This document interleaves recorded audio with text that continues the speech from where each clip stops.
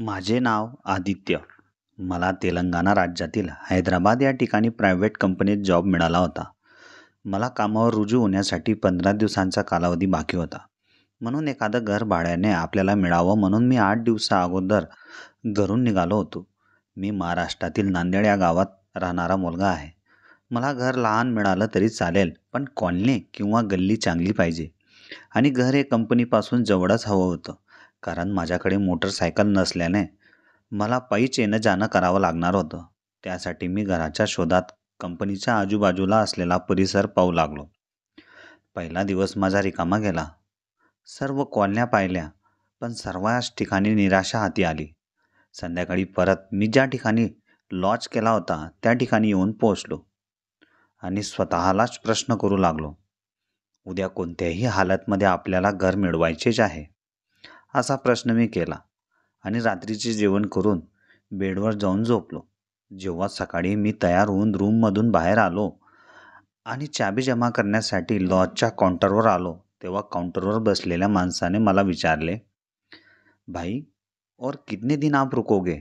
तेव्हा त्या माणसाला मी म्हणालो, जब तक घर नहीं मिल जाता तब तक.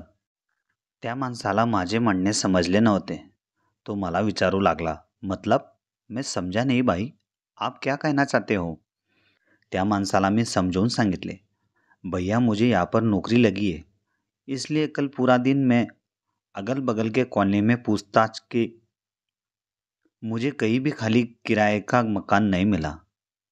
उसी का पता करने आज मैं जा रहा हूँ. त्यावर तो माणूस म्हणाला, आपको मकान कहाँ चाहिए? मी म्हणालो, कंपनी के पास.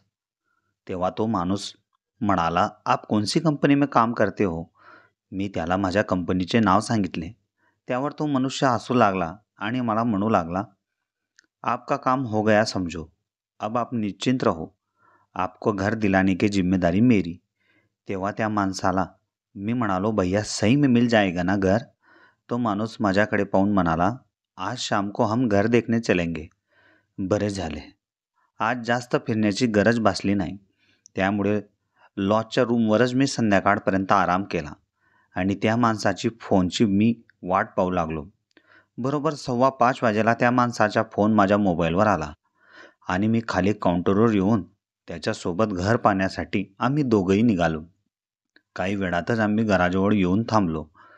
घर एक कॉलनीत नसून एका चाळीत होते. म्हणजे समोरासमोर 4 घरं अशी ती होती. सर्व घर 2 मजली होती. चाळीतील घर ही सर्व भाड्याने दिली होती. त्यात सर्व लोकल माणसे राहत होती, म्हणजे हैदराबादमधील लोक होती. वरच्या मजल्यावरील घर त्या माणसाचे होते. ते पाहण्यासाठी आम्ही दोघंही वर चढलो. घरे 1 RK असून फार सुंदर होते. त्यात बाथरूम हा त्यांनी बाहेर असलेल्या बाल्कनीत काढलेला होता. घर मला फार आवडल्यामुळे मी त्यांना लागलीच हो म्हणालो, कारण माझी कंपनी त्या घरापासून 500 मीटर अंतरावर होती. सर्व मनाप्रमाणे झाल्यामुळे मी आनंदात होतो. त्या घराचे भाडेही 3,000 रुपये महिना इतकंच होतं. म्हणून आजच मी त्या लॉजमधून चेकआउट करून नव्या घरात राहण्यासाठी ठरविले. म्हणून त्याच माणसासोबत मी लॉजवर आलो आणि त्याच माणसाने माझे चेकआउट झाल्यानंतर मला त्यांच्या भाड्याच्या घरात सोडले आणि जाताना माझ्या घरासमोरील खालच्या घरात जेवणाचा डबा मिळतो असं ते सांगून गेले. म्हणून मी वर माझा सामान ठेवून ज्या घरात मला टिफिन मिळणार होता त्या घराच्या दारावर मी थाप मारली आणि काही क्षणातच दार उघडला. समोर इतकी सुंदर स्त्री उभी होती की मी तिचे वर्णन तुम्हाला शब्दात सांगू शकत नाही. तेव्हा ती बाई माझ्याकडे पाहून म्हणाली, किससे काम है आपको? तेव्हा त्या आंटीला मी म्हणालो, आंटी मुझे रात का खाने का टिफिन मिलेगा क्या? तेव्हा ती आंटी माझ्याकडे पाहून म्हणाल्या, कितने दिन तक टिफिन होना तुम्हें और कहाँ चाहिए? तेव्हा त्या आंटीला मी म्हणालो, आंटी मैं इसी चौल में ऊपर वाले घर में नया किराएदार आया हूँ. अगर मुझे ज़रूरत पड़ी तो आपसे ही आके टिफिन मैं ले लिया करूँगा. त्यावर त्या आंटी ठीक आहे म्हणाल्या आणि माझ्याकडून पैसे मागू लागल्या. चलो बेटा निकालो 40 रुपये. मी खिशातून पैसे काढून त्या आंटीला दिले आणि टिफिन घेऊन घरी आलो.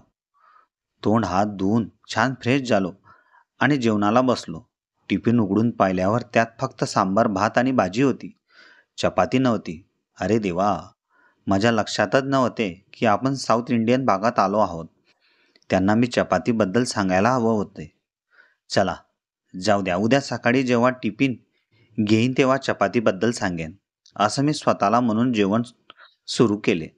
स्वयंपाक छान बनवला होता. जेवण झाल्यानंतर मला फार झोप येत होती, कारण घर शोधण्याच्या धावपळीत शरीरात कणकण होत होती. म्हणून बॅगमधून मी माझे झोपण्याचे अंथरूण काढले आणि अंथरुणावर पडताच माझे डोळे केव्हा लागले ते मला कळाले सुद्धा नाही. रात्रीला झोप छान झाल्यामुळे सकाळी माझे डोळे लवकर उघडले आणि टाईम पाहण्यासाठी मी मोबाईल जवळ घेतला. त्यात सकाळचे 5 वाजले होते. मला सकाळी लवकर उठून योगा करायची सवय होती आणि असेही कंपनीत मला जाण्यासाठी अजून 6 दिवस बाकी होते. म्हणून झोपण्यापेक्षा योगा करणे मला योग्य वाटले. त्यासाठी मी माझ्या बाल्कनीत आलो. बाहेर सर्वत्र अंधार दिसत होता. मी बाहेरचे दृश्य पाहण्यात मग्न होतो आणि तेवढ्यात टिफिनवाल्या आंटीच्या घराचा दार उघडला. आंटीच्या हातात टॉवेल आणि गाऊन होता. मी फटक्यात बाल्कनीतून घरात आलो आणि खोलीत असलेल्या खिडकीजवळ येऊन उभा राहिलो. माझं लक्ष त्या आंटीकडेच होते. आमच्या चाळीतील सर्वच बाथरूम हे घराच्या बाहेर होते आणि त्या बाथरूमांची वैशिष्ट्य म्हणजे त्यांना छत नव्हती. ते वरतून ओपन होते, म्हणून वरच्या मजल्यावर राहणाऱ्यांना त्या बाथरूममधून सर्व दृश्य व्यवस्थितपणे दिसत होते. म्हणून मलाही त्या आंटीचे दृश्य माझ्या खिडकीतून स्पष्टपणे दिसत होते. माझी नजर आंटीवरच होती. आंटीने तिच्या हातातला टॉवेल साईडला ठेवला आणि हळूहळू आपल्या अंगावरील कपडे काढून त्या अंघोळीसाठी बसल्या. माझ्या आयुष्यात मी एवढं सुंदर दृश्य कधीच पाहिले नव्हते. काल ज्या आंटीकडे मी टिफिन घेण्यासाठी गेलो होतो तेव्हा माझी नजर त्यांच्या सुंदरतेवरून हटतच नव्हती. एवढ्या त्या सुंदर दिसत होत्या. आणि दुसऱ्याच दिवशी सकाळी सकाळी त्या आंटीचं असं दर्शन मला व्हावं याची कल्पनासुद्धा मी केली नव्हती. त्या आंटीचे दृश्य पाहून मी माझे दोघं हात खिशात टाकले आणि जोरजोरात श्वास घेऊ लागलो. काही वेळातच आंटी आंघोळ करून आपल्या जागेवरून उठल्या. त्यावेळेस त्या वर खालपर्यंत एवढ्या सुंदर दिसत होत्या की त्यांचे वर्णन मी तुम्हाला शब्दातही सांगू शकत नाही. सकाळी सकाळी लोक देवाचे दर्शन करतात आणि आंटीचे असं दर्शन होईल याची अपेक्षा मला बिलकुल नव्हती. त्यानंतर आंटीने आपले पूर्ण अंग टॉवेलने पुसून कोरडे केले आणि गाऊन घालून त्या फटक्यात दार लावून घरात आत गेल्या. मी खिडकीच्या शेजारी खाली बसून आंटीच्या सुंदरतेबद्दल विचार करू लागलो आणि माझ्या मनात सुद्धा नव्हते की आंटीची सुंदरता मला इतक्या आतून पाहायला मिळणार आहे. माझ्या डोक्यात आणि डोळ्यासमोर फक्त आंटीच फिरू लागली होती. तिच्याबद्दल माझ्या मनात तिच्यासाठी आकर्षण जास्तच वाढू लागलं होतं. मी आंटीच्या विचारात होतो तितक्यात परत मला दार उघडण्याचा आवाज आला. यावेळेस त्या बाथरूममध्ये आंटी नसून तिची मुलगी होती. ती मुलगी आंटीहून अधिकच सुंदर होती. मी मनातच देवाला प्रार्थना करू लागलो, हे देवा, मी उठलो होतो योगा करण्यासाठी, पण तुमची लीला अपरंपार आहे. आंटीच्या मुलीला अशा अवस्थेत पाहून माझ्याही मनात वेगळीच ऊर्जा व तरंग निर्माण होऊ लागली होती.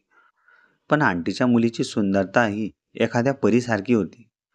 काही वेळानंतर ती पण आपल्या घराच्या आत गेली आणि आंटीच्या घराचा दार आताच्या घडीला बंद झाला. मी खिडकी बंद करून बाल्कनीत आडत देत आलो. मी इकडे तिकडे मान वळवली आणि काही क्षणातच योगा करण्यासाठी त्याच ठिकाणी बसला.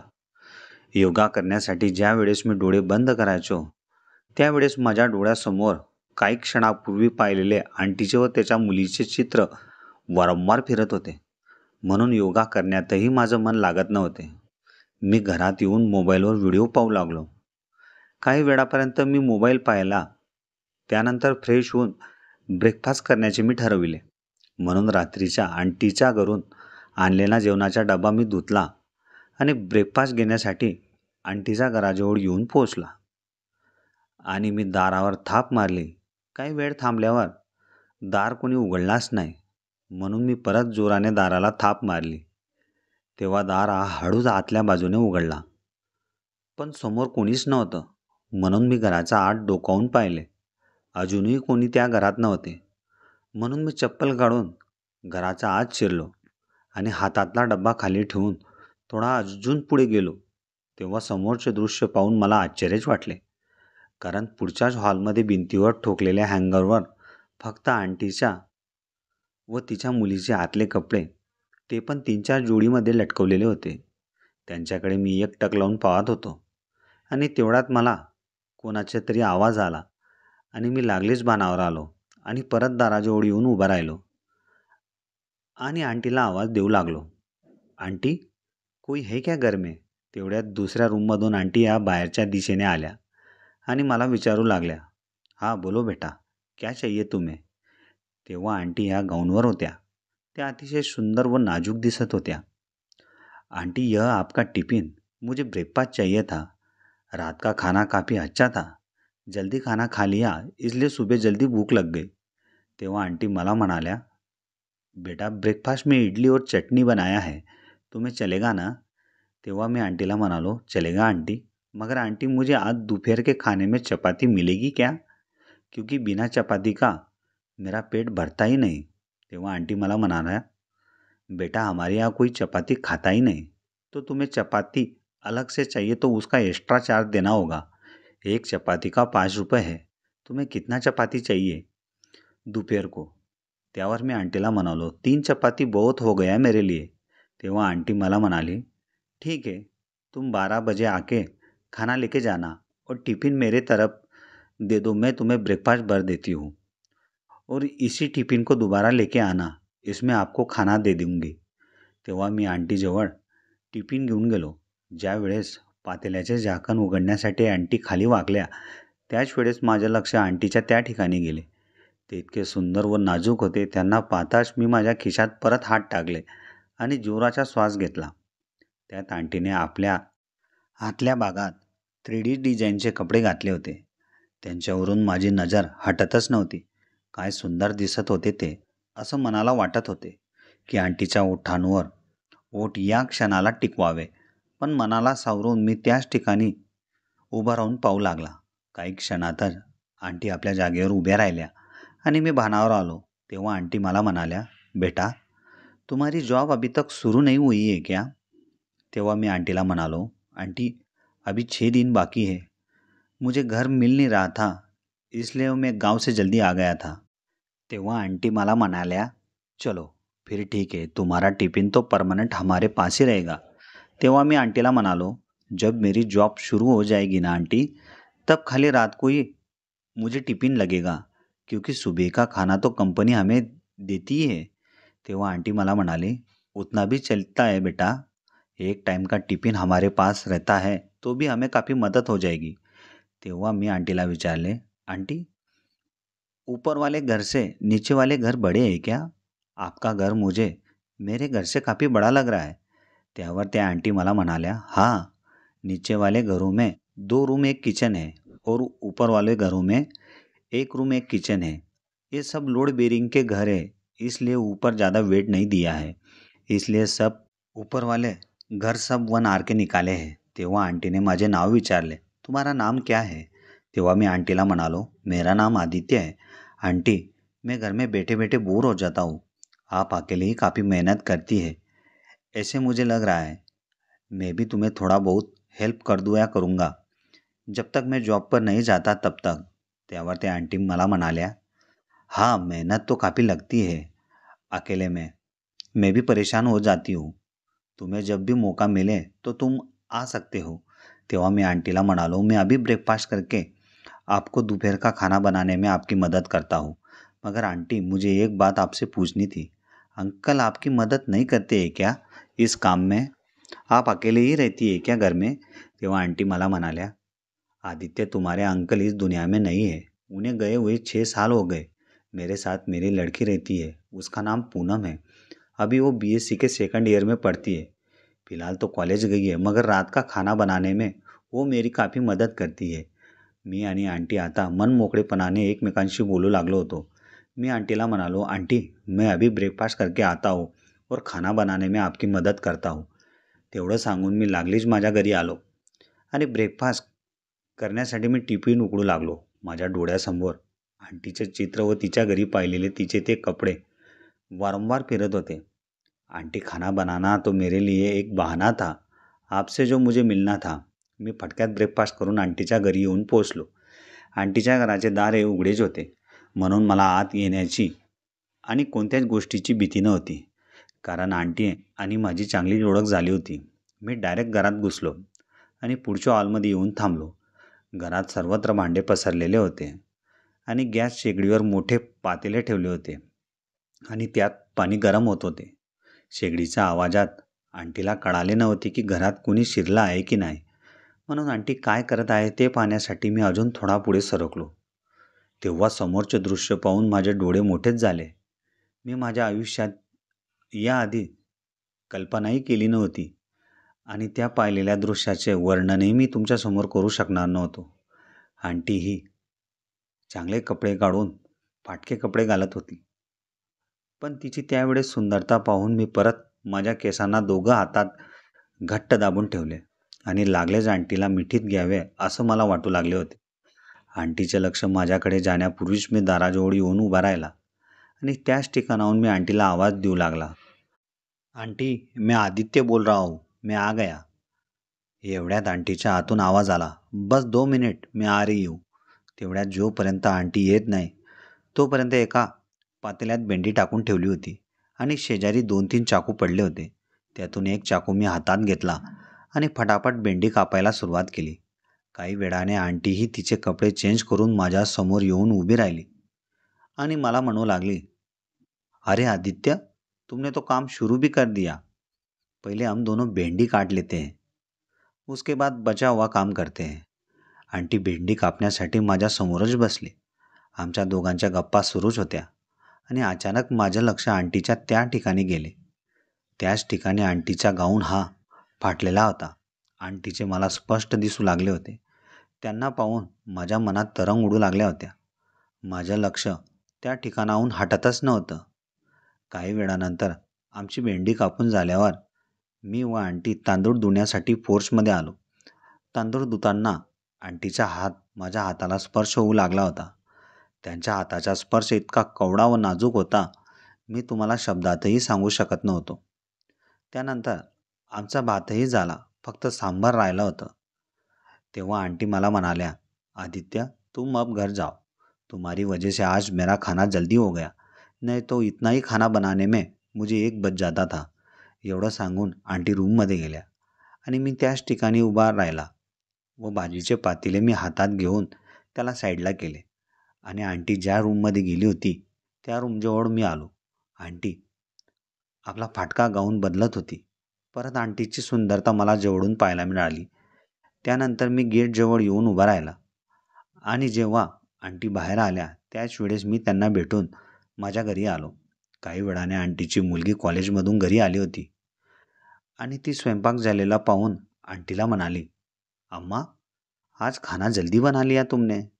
तेव्हा आंटी आपल्या मुलीला सांगू लागली, अरे अपने चौल में काफ़ी अच्छा लड़का रहने के लिए आया है, वही आया था मेरी मदद करने के लिए, इसलिए खाना जल्दी बन गया. कुछ देर में आएगा वो अपना टिफिन लेने के लिए, मैं उसे मिलाऊंगी तुम्हें. एवढं बोलून आंटीने राहिलेला सांबार तयार केला आणि पूर्ण स्वयंपाक तयार होऊन रेडी झालेला होता. मीही अर्ध्या तासानंतर तयार होऊन माझ्या टिफिन घेण्यासाठी गेलो होतो. तेव्हा आंटीची मुलगी डबे पॅक करत होती आणि आंटी माझ्यासाठी पोळ्या बनवत होती. मी जेव्हा त्या हॉलमध्ये येऊन आंटीला आवाज दिला, आंटी, मैं आदित्य अपना टिफिन लेने के लिए आया हूँ, तेव्हा आंटीने किचनमधून माझ्यासाठी गरमागरम पोळ्या बनवून आणल्या व त्या पोळ्या त्यांनी आपल्या हाताने टिफिनमध्ये पॅक केल्या. बाकीचा टिफिन आंटीच्या मुलीने पॅक केला. तेव्हा आंटी आपल्या मुलीला सांगू लागली, पूनम, यह आदित्य है, इसी की वजह से आज मेरा खाना जल्दी बन गया था. तेव्हा मी आंटीला म्हणालो, आज शाम को भी आओ क्या आंटी आपकी मदद करने के लिए. तेव्हा आंटी म्हणाल्या, नहीं आदित्य, अभी तो पूनम आ गई है, तो वही मेरी मदद करेगी.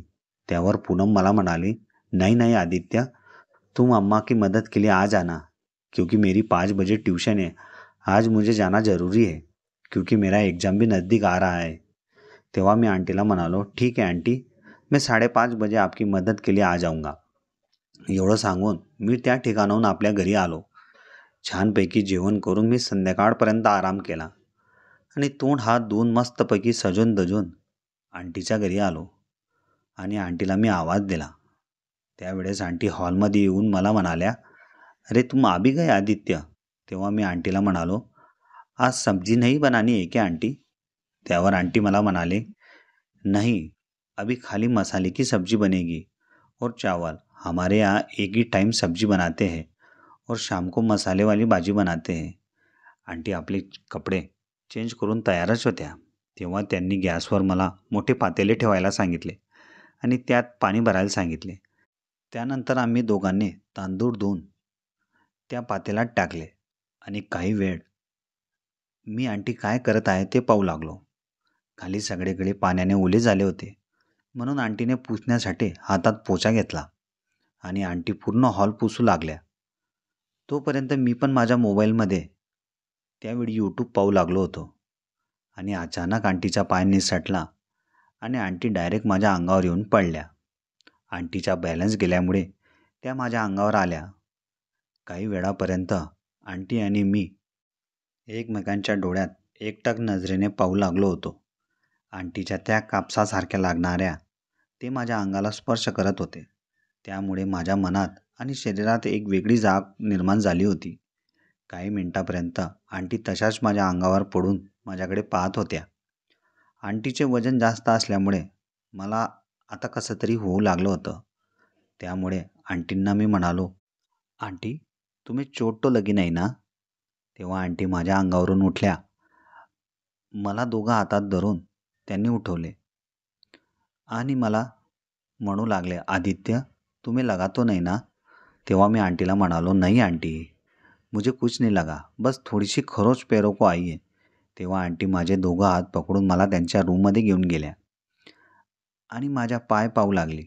माझ्या पायाला थोडं खरचटलं होतं, त्यामुळे आंटी कपाटात मलम पाहू लागल्या आणि तो मिळाल्यावर त्यांनी माझ्या पायाला लावला. आंटी जेव्हा माझ्या पायाला मलम लावत होत्या तेव्हा मी त्यांच्याकडे पाहत होतो आणि अचानक आंटी आणि माझी नजरानजर झाली आणि आंटी माझ्या शेजारी येऊन बसल्या. तेव्हा आंटी मला म्हणाल्या, मेरी वजह से तुम्हें चोट लग गई आदित्य. त्यावर मी आंटीला म्हणालो, नहीं आंटी, वो तो आपका पैर फिसल गया इसलिए आप मेरे ऊपर गिर गई. अगर मैं नहीं होता तो आपको भी ज़्यादा चोट आ सकती थी. ये तो अच्छा हुआ कि भगवान ने मुझे आपकी मदद करने के लिए भेज दिया था. गप्पा करत असताना आंटीचा हात अचानक माझ्या त्या ठिकाणी येऊन पडला. त्याच वेळेस माझे डोळे आश्चर्याने मोठे झाले. अजूनही आंटी माझ्याशी बोलत होती, पण तिला या गोष्टीचे भानच नव्हते की तिचा हात कुठे आहे. मी हळूहळू आंटीचा हात माझ्या हातात घेतला आणि त्याला त्या ठिकाणाहून साईडवर केला. अजूनही माझ्या हातात आंटीचा हात होता. आता आंटीने दुसरा हात ही आपल्या हातात घेतला आणि माझ्याकडे एकटक नजरेने ती पाहू लागली आणि मला म्हणू लागली, आदित्य तुम्हारे अंकल को गुजरे हुए 6 साल हो गए. इन 6 सालों में मेरा अकेलापन कैसे संभाल सकती थी मैं? वो मुझे ही पता है.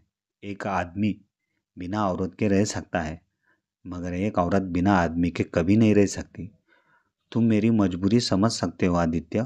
एवढं सांगून आंटीने आपले ओठ माझ्या ओठांपर्यंत आणले आणि हळुवार पद्धतीने आंटीने तब्बल 20 ते 25 मिनिटापर्यंत माझ्या ओठांचा रस चागला. कारण आंटीच्या मनात भरपूर दिवसांपासून लागलेली आग माझ्याकडून शांत होणार होती. मी आंटीला भरभरून साथ देऊ लागलो होतो.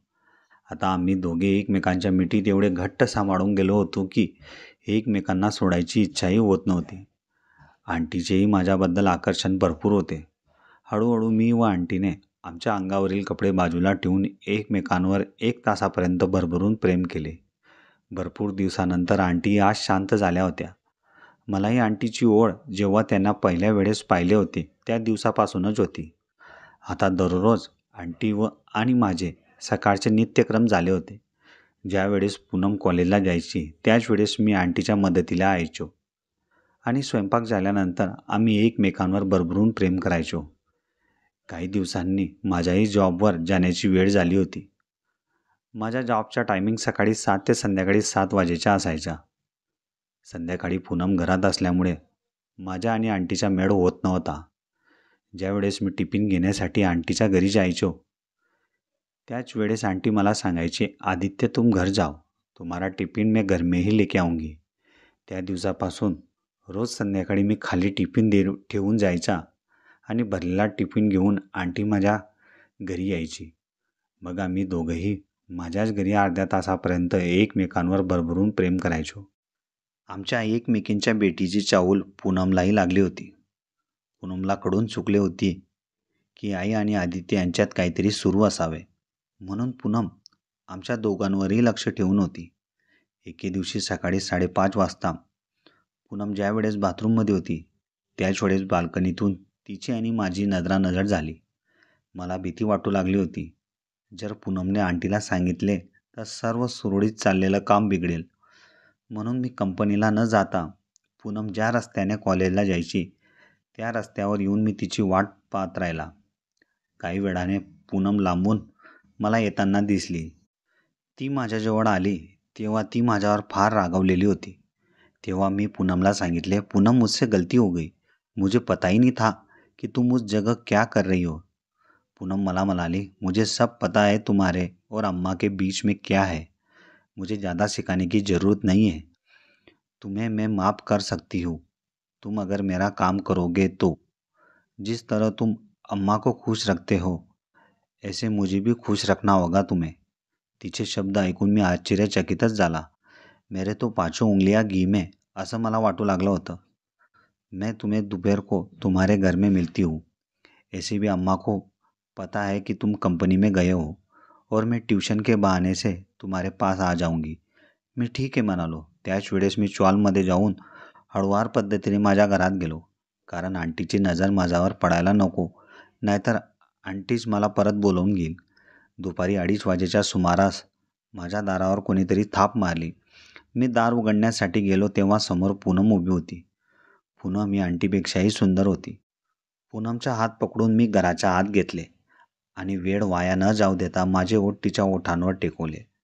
पूनम ही माझी आतुरता तिला भरपूर दिवसापासून होती असं मला वाटू लागलं होतं.